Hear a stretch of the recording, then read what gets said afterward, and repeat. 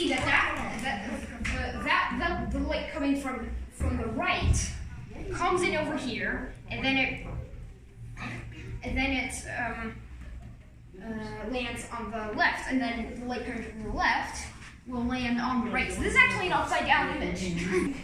So it's actually flipped that way, and it's also actually flipped that way. So you can so it's completely flipped.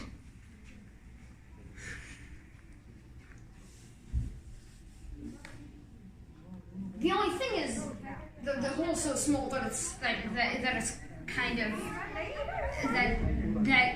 that it's very detailed, but you know, if the hole is too small, then you wouldn't be able to see anything because not much light is getting through.